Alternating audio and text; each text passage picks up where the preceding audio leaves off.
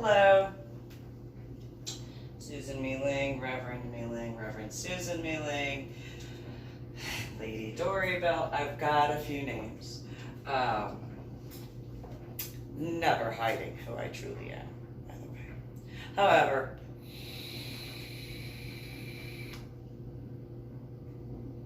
I did decide I was going to start talking about the books some more, but I realized I should probably say something since today is the 26th of March in 2020. Let me make sure of that, because we've been on lockdown quarantine status for a while. Yes, it's the 26th. Still gonna be a couple more hours. Anyway, so I know that Fiesta San Antonio thing is supposed to happen, but then there's like that quarantine lockdown thing. So I decided, let me real quick go over a combination of things in a different sort of way.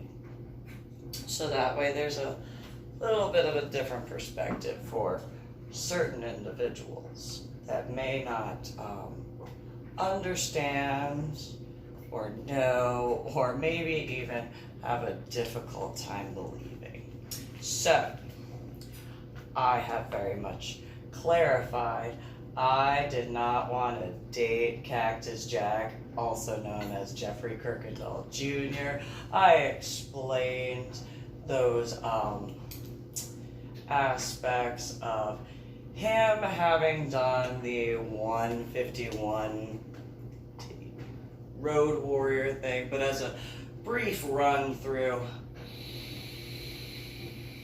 he, as a Cactus Jack, also known as Jeffrey Kuykendall Jr., and a whole bunch of his friends and family, like his younger brother and younger sister, Jeremy Kuykendall and Rachel Kuykendall, had chosen to be a part of what I thought sounded like terrorism.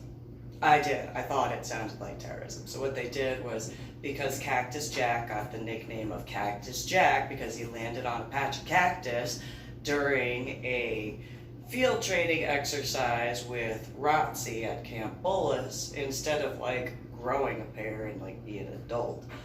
He threw a temper tantrum, and since he was dating a female named Jamie Robles, or also known, as she said, as Lazy Eye, the two of them planned with a bunch of other people. Like Cactus Jack went to his mom, who worked at a North Side Independent School District for San Antonio bus thing, to get like the radio stuff. And then their dad, Jeffrey Kuykendall Jr., or Jeffrey Kuykendall Sr., had worked as a mechanic and known a bunch of police officers and got information on that for like the moonlighting aspect. And then like there was this whole like cohorts type of thing where they got all together and like planned this thing to be done during the week of Fiesta, because they'd have all that intel. And then they chose the 1604 loop instead of the 410 loop, one because Jeffrey Kuykendall Jr., his brother Jeremy Kuykendall, and little sister Rachel Kuykendall all lived inside of the 410 loop of San Antonio. And then Jamie Robles lived on the other side, but still like near the 410 loop, so they said that that was too like close for all the police that they knew were going to be called out. And they chose the thing of Fiesta in San Antonio because of like their issues with certain people who were doing something of something. I don't remember that specifically, I apologize, but you know. And then they chose 1604 because it encompassed the UTSA school, because of them having to pay back their college loans. Jamie Robles, aka Lazy Eye, had gotten student loan debt because she went to get her artist degree, and it's like, okay, sure. And then she was mad that she didn't become an infamous artist right away. So be careful what you wish for in here. But anyway, so I've seen some of her, and so not being rude, just anyway. So we had a discussion about the red canvas. She didn't like the fact I didn't agree that the red canvas I would consider as art, because it's just red. That's it. There's nothing more. There's no definition. There's no detail. It is just simply a plain red canvas. God, I don't like it. Personal opinion.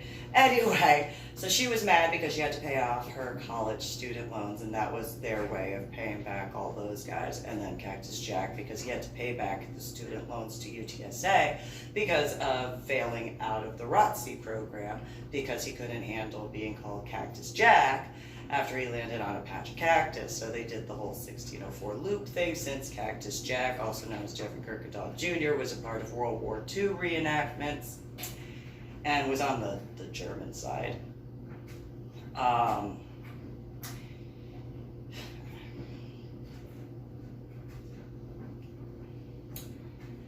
There is a reason why he and my now dead ex-husband got along. Anyway, so they did the whole like encompassing, because of Alamo Draft House and on 151 and 410, having some Mad Max movie viewing, and then Cactus Jack and Jamie Robles, or Cactus Jack, also known as Jeffrey Kuykendall Jr, and Lazy Eye, also known as Jamie Robles, the two of them were like, why was the actor guy not there? I mean, it was so funny that the, police got, like, they figured out how to find out how many 911 calls were from that time. And I'm like, just because they were police, and it's like, yeah, and I don't think it takes, but anyway, it doesn't take a head injury to figure that out. But yeah, they were all upset because they didn't get to make a grand entrance for their, movie actor guy for the Mad Max thing. They threw their little temper tantrum. Then Cactus Jack, also known as Jeffrey Kuykendall Jr, convinced his little brother, along with several other ones, when the police from San Antonio asked, who wants to volunteer to be arrested? And then they were like, oh, we'll do it. And I'm like, okay, well, what'd you get arrested for? Well, then they made fun of the fact that the only thing that they could come up with is not having a parade license. And I said, I don't think that's really funny, because I don't understand why they didn't charge you with terrorism. Like, seriously. And Cactus Jack and Lazy Eye were just like, oh, terrorism requires airplanes. Again, you purposefully chose 1604? Yes. That has 3 military bases that are associated with the Air Force. Yes. Okay, well then, there's airplanes on an Air Force base, right? Yes. Okay, well, there's your math. And so, anyway, real quick, before I go on to the after part, I had wanted to take my children to the quadrangle. I wanted to, I tried to do stuff with my son and daughter so that way they could do stuff outside as well as inside and different stuff. So went to the quadrangle. My now dead ex-husband and Cactus Jack were both there. And, whereas like the deer and the peacocks and the geese walked up to my children and I, they did not like the other ones. And then there were these kids that were messing with the geese at the lake area. I ran up to them like, hey, leave them alone. Like, number one, you're on a military post, so what's wrong with you? That doesn't take a head injury to figure out. And number two, why are you messing with the wildlife? And then the teenager's mom comes at me and it's like, yeah, what?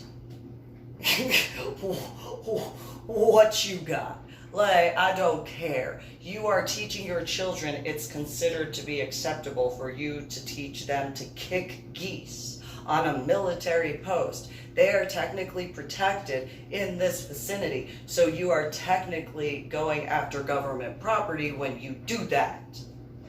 And so she threw this temper tantrum, runs inside to the police substation or MP substation, and they're probably like the biggest amount of stuff that they had to do for a while in comparison. Like they probably didn't have stuff like. And so the security police officer guy comes out and he's like, "Ma'am, what happened?" And I was like, "Well, those children or teenagers, they were kicking the geese and then chasing after them, and my children are younger and I didn't want them to like see that, plus they're on a military post, this is the quadrangle, it's a historical registered site," and I go down this whole list of stuff.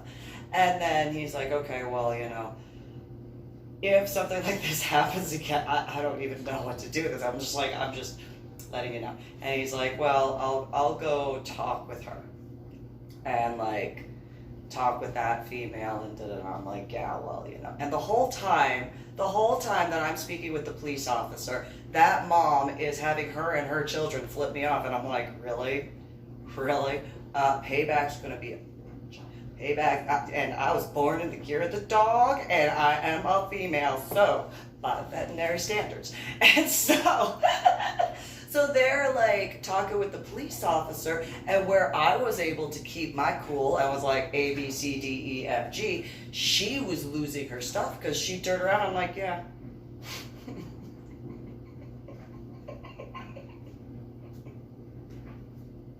You know, and it was just one of those, if it's okay for you to flip me off, why is it not okay for me to do the same? The only difference between you doing it and me doing it is my two children don't see me doing it to you, whereas you're telling your children to do it with you.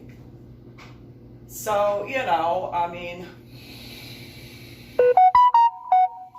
just saying. And where on a military post is there not some security camera somewhere?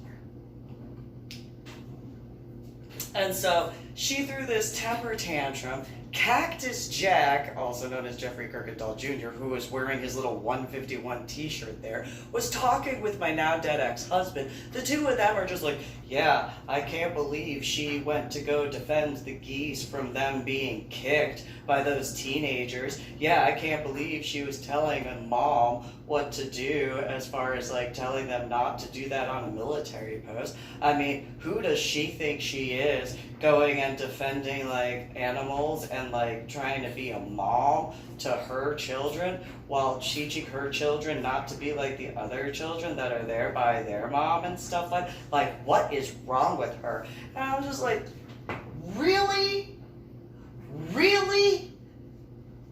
Right now? Okay, yeah. It's just, I hate you both. At this point, I know I'm not the only one. And so, it's just one of those. So, that female, you know, she actually was escorted out to leave because she was so hysterical, because how dare I be the one who's like, "Hey, don't teach your children to kick geese." I mean, does anybody know what a goose will do? They're kind of vicious. I mean, I technically did learn the hard way because my son he was close to a goose, and I didn't realize that there was an egg there. I still feel bad about this. I do still feel bad about this. So I was like, take one small step. Do not take a big one. Take like, so like he was like right here, and instead of doing this, okay, he went, "Okay," oh, and then the goose went and nipped him, and egg, and the goose just, and you know, like kind of lifted away. I was like, "Oh, and it's like, sorry, to this day I feel bad, and this is back in like 2007, because it's like, but you know, I understood, and it was just like, all right. So yeah, so you know, I thought that he was not going to take such a big one. Like I really thought, like I said, list. I even showed him just a little step, and just, oh. But the goose stopped and didn't continue going after my son because I was like, yeah, okay. I understand you got egg there, but you know, don't make me. Whereas those teenagers and that mom were literally running after the geese and like kicking them. And it's like, what is wrong with you people? Like, how are you even considered people? Like, realistically, how are you even considered people? And so, I guess just technically, biologically, you're just a Homo sapiens sapiens species, but by every other account, I just. Ugh. So anyway, fast forward past like a whole bunch of stuff in life.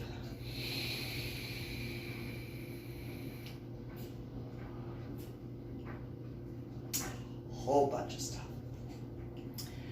I find an article online after like looking at different ways to try to help my headaches and migraines. And one of the ways was through scuba diving. An Israeli medical journal had done some research in reference to the benefits of the compression for people who have headaches and migraines. So I sent an email, I'm like, hey, you know, this is my medical stuff since it was a medical journal. And I'm like, Dr. So-and-so, Dr. So-and-so, and assistant so-and-so, so-and-so. I don't remember their names, I'm not being rude. It's back in 2008 when I sent the email.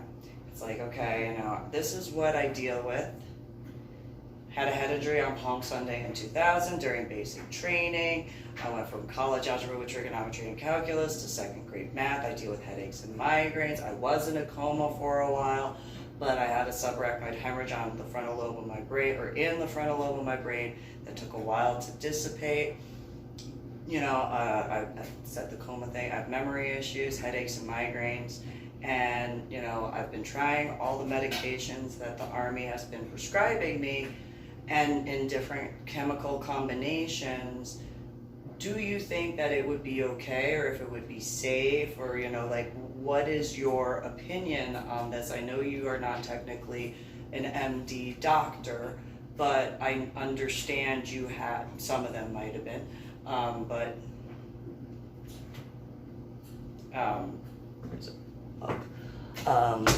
You know, maybe you guys have something that will assist with, you know, that sort of stuff. Hopefully. And they were just like, I didn't wind up getting a response, but it was one of those, okay. Maybe something will happen that'll be beneficial. Well, several months went by then without any response. I was like, okay, well, I guess I'll start looking at the scuba schools. Well, Cactus Jack still had not gotten out of my house in Carrollton, Texas. Now, at the time of the quadrangle, my children and I were living in San Antonio, but after some stuff, moved to Carrollton, Texas. And so, the first school I went to, they didn't offer what I was looking for. And it wasn't that there was anything wrong with the people that I was speaking with. It just seemed like it was more of a recreation type of thing. And it was one of those, yes, I see scuba diving as a recreation, but because of what I'm dealing with, I'm not looking at it only in the recreational way. I'm really looking at it for making certain things better for myself. So you don't offer the type of classes at this time that I'm looking for. So I went to what is now called International Scuba. Well, I think it's still called it. It was called it, it still is. But they used to have 2 locations, now it's 1. And so I went there and they offered the National Geographic course. Well, at that time, now mind you, I had broken up with Cactus Jack well before, like, Thanksgiving. I think I broke up with him just before Halloween, realistically. And so, irony on certain things of that. And so, he just wouldn't get out of my house. I literally had to drive him back to San Antonio to get rid of him. Had to literally tell him to, like, I had to help him pack his stuff to get him out of my house because it was just like he was not getting the memo. So, anyway, the fact is, he wanted to go to the scuba school and stuff, and I'm like, alright. Well, he decided to wear his little 151 thing, and I was like, I don't think that's a good idea. I told you it was a bad idea for you to do that in San Antonio. I told you it was a bad idea to do it here. I told you it was bad. Like, fine, you don't want to listen to me? You said that people traveled from different states because of the part of the 151 Road Warrior thing from all over the state of Texas, as well as, you know, other states and stuff like that because of your World War II reenactment stuff. Okay. Alright. So, like, none of them traveled or could have traveled through this area? Okay, I doubt that. So, you want to wear that? Oh, okay. I'm gonna show you off. I'm gonna show you off, boy. You don't want to, and so, here's a little bit of sadism. Like, a lot. And not in sadism against scuba divers, sadism against that. Because it's like, I don't know what to do, I don't know who to contact, but I know they will. So I'm gonna dominate this situation. And you wanna wear your little 151 there. So hold on a second. So the equivalent, because I have this right. Come on, boy. Come on. Here, Cactus Jack, show the scuba divers your t-shirt. Yes, you want to model that, you go right ahead. You tell the scuba divers. Yes, show them. Oh, do a little twirl. Oh, that's so pretty. Yes. Go talk to this scuba diver. Yes, oh, look at you prance around. Yes, you want to prance around. Yeah, you show that scuba diver. And scuba diver, please, I hope you know what to do because I don't know what to do. And so, like, here, yes. And so the equivalent is like, you know. And so then, you know, I went through the National Geographic open water scuba diving classes. And then, you know, it was time to go to the water. Well, later I wound up dating one of the guys who was in the class and at the Aquarina Springs area for the scuba diving. And so that guy, when I'm getting ready, he's looking at my feet, and I'm like, don't look at my feet. I don't like my feet. Leave that. Don't. I don't like my feet. Don't look at them. Which I realize is like an oxymoron in certain ways. So, but Cactus Jack, again, was wearing that t-shirt. And so it's like, oh, you want to wear it closer to San Antonio with a whole bunch of scuba divers? Here, this is what you're doing to yourself, wearing. Go ahead. Yeah. There's a tree, because, you know, it's outside. There you go. You did that to yourself, Cactus Jack. Yes, you did. You did. All by yourself. You sewed each one of those little circles on there. You made your own little. Yes, you did. And so, irony of a little coinky dink, he went to General Lee High School in San Antonio. And he complained about the, what did he call them? He said it was called the NAACP or something like that. And he told me what it means. I don't remember. I know I wrote it down. I didn't understand it though. Anyway, so he complained because the General Lee thing didn't work out or something. And it's like, yeah, But anyway, so irony on that. And so, point being, is that guy, the one that I wound up dating a couple of years later, I actually helped him get dressed. He couldn't figure out how to put his BCD on. I'm like, turn around. Now strap it in. Okay, turn around. And anyway, so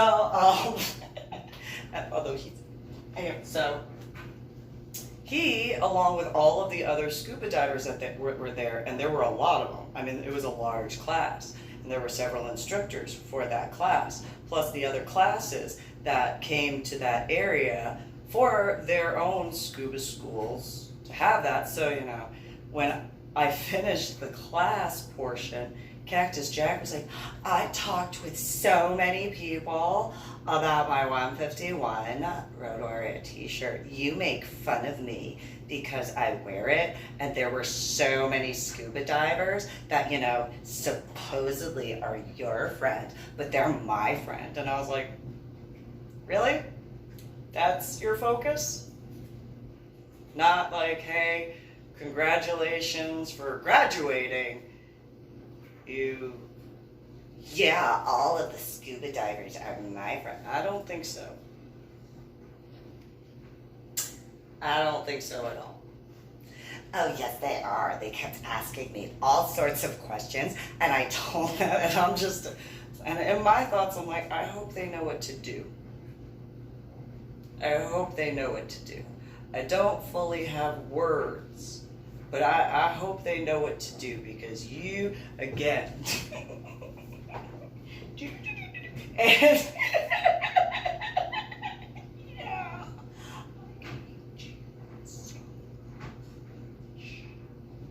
And he was just like, no, you shouldn't hate me because all your scuba diver friends are my friends first. And I was like, no, I don't think so. I have this weird feeling that, pun intended, they know how to wear a mask. And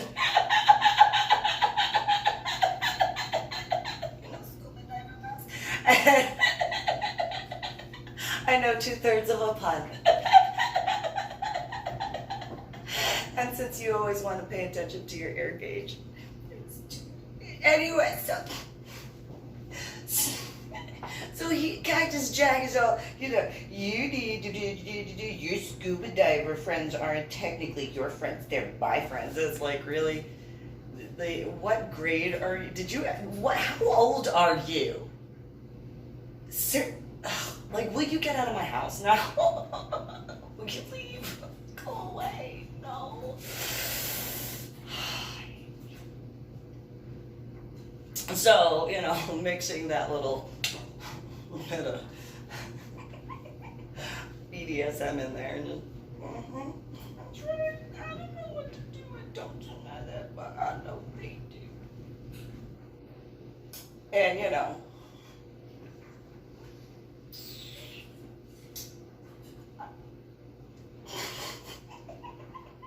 so there were issues that I didn't realize until certain discussions and talks with various law enforcement guys, as far as my Medal of Honor art project, fast forwarding to 2018 around October, and well, November by that point, and that all sorts of stuff since then.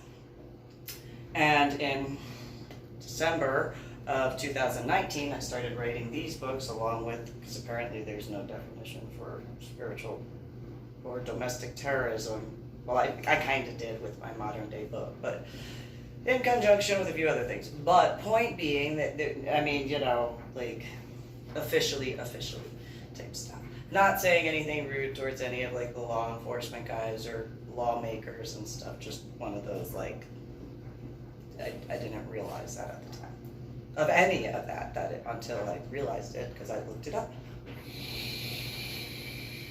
And so, defined that, sent the books to the different like areas that I could. That includes the White House, both to Vice President Pence as well as President Donald J. Trump, which I had sent the Finding a Silver Lining and Finding the Silver Lining books to, who was then Mr. Donald J. Trump, but now President Donald J. Trump.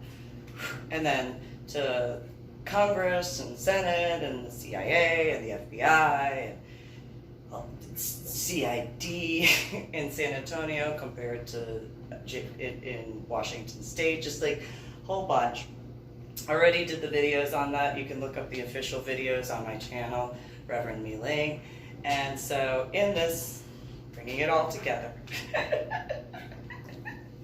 So I had not known about hacking, stalking, or any of that stuff online. I had no idea about that.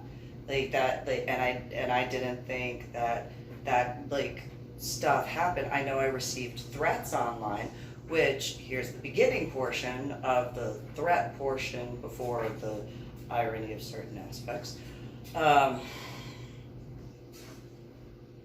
I wound up in Washington State after what occurred at Cowboys Dance Hall.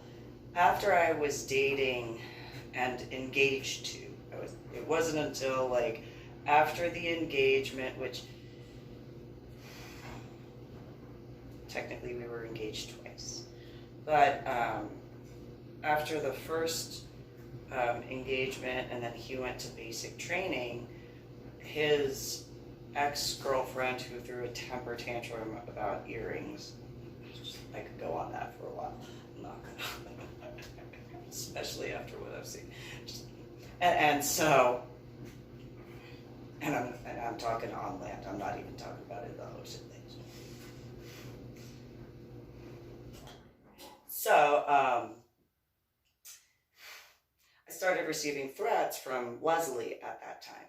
Well, and I was already dealing with stuff in reference to my daughter at McCoy Elementary School. And I had been in the BDSM lifestyle since technically 2004, but in the BDSM scene, I had been heavily involved in the Dallas scene from about like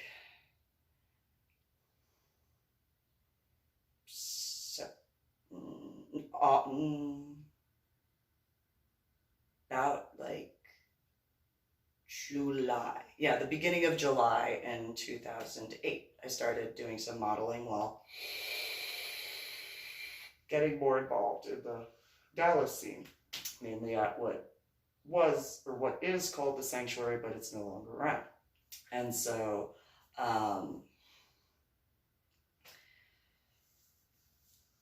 for all that time, I had not received any threats.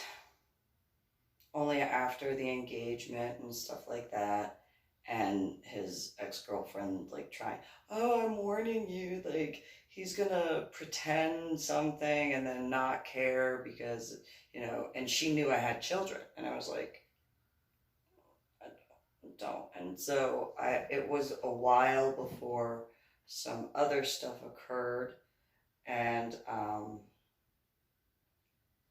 I started telling people probably around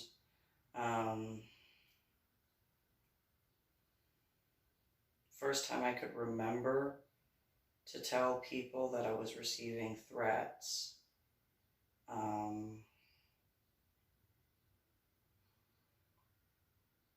It's probably about probably around March. Took me a while before I could remember at events of 2010 to tell them that I was receiving threats online, and I didn't know what to do about it. And anybody I spoke with either was like, the majority of people, I should say, were like, no, that doesn't happen. There's nothing for you to worry about. And then there were others that were like, you're making that up. You're being over dramatic. And it's like, no, not. And then there were others that just sat there and laughed. I'm like, I don't find it funny, like at all. And then there were a very, very, very small group of individuals that were like, well, what are they saying? And then they'd ask me more about it, and I'd tell them what I could remember.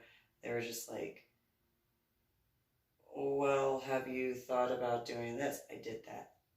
I sent an email to FetLife. I sent an email to Google, and they told me there was nothing they could do.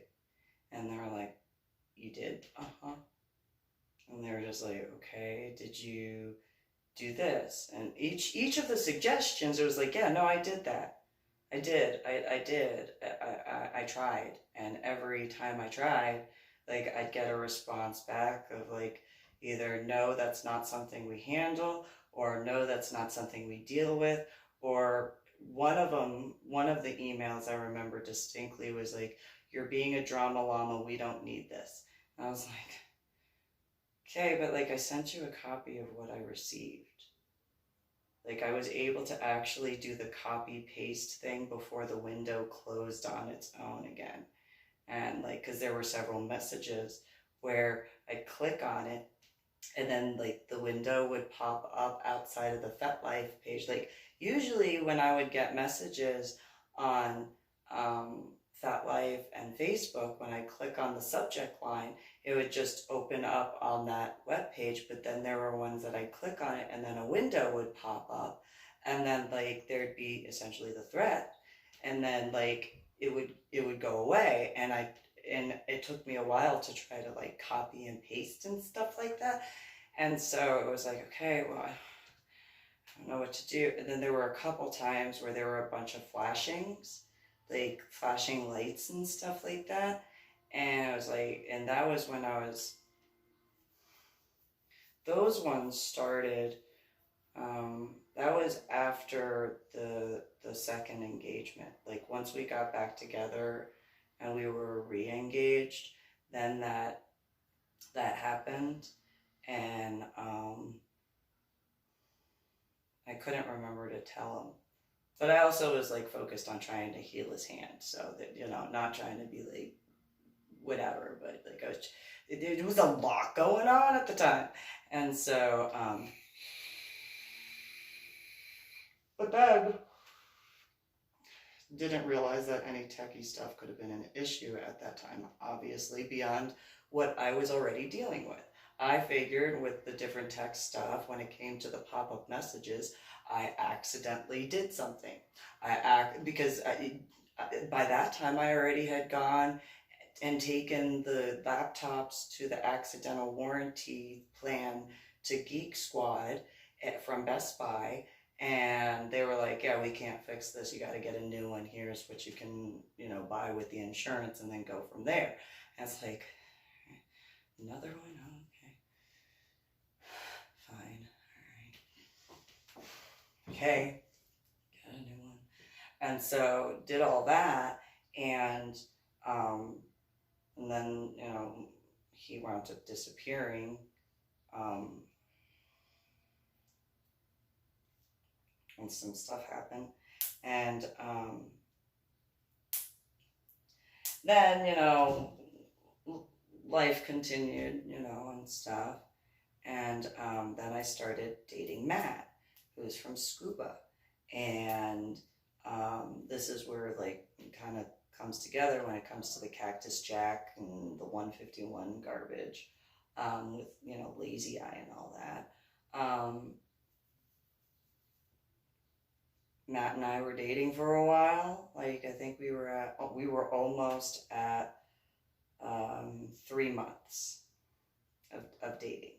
And then started getting messages where he was like, it's over. Some stuff that was similar to what I had gotten in messages from Sean and stuff like that, when he just like up and disappeared, and then right before the end type of messages. And but realizing now with my Medal of Honor art project stuff, not realizing the stalking, hacking, and all that stuff beforehand,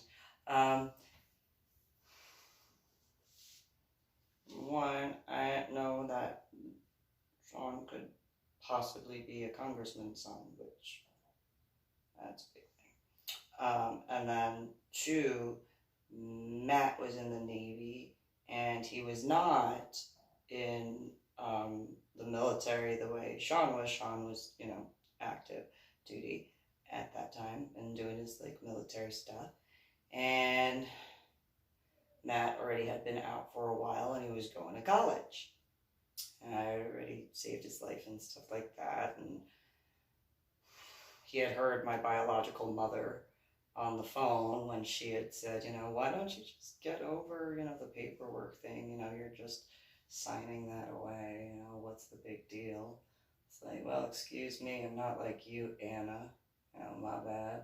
I actually care about both of my children equally. Excuse me, how dare I be a mom? But, tried to deal with some stuff, and he had heard that, and the day that he heard that, he had actually, that was the day that saved his life.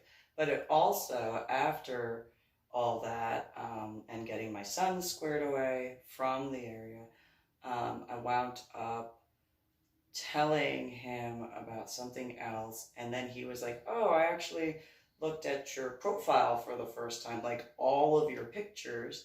He's like, you did quite a bit of scuba diving pictures. And I'm like, yeah, scuba diving, I like scuba diving.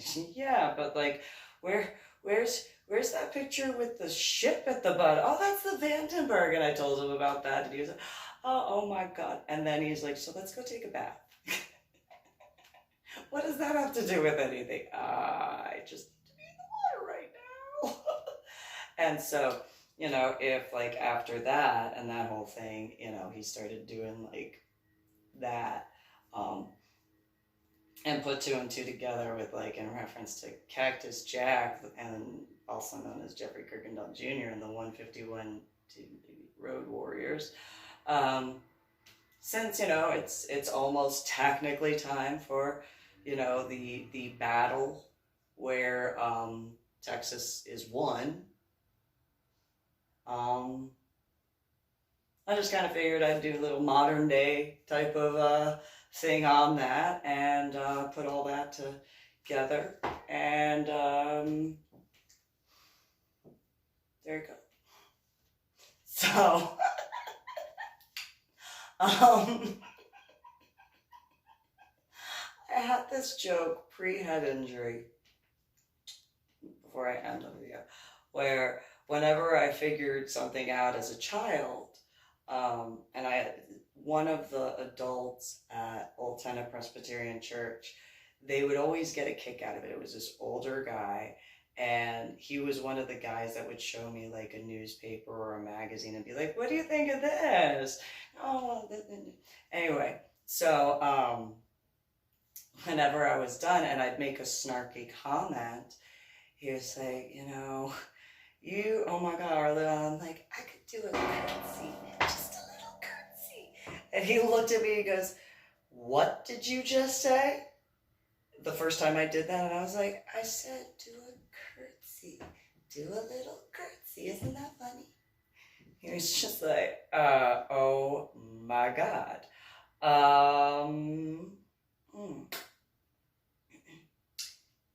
So cute. So ever since then, it was just one of those, anytime I do something certain ways, it'd just be like, I'll do a curtsy, do a curtsy. And so that's the end of that.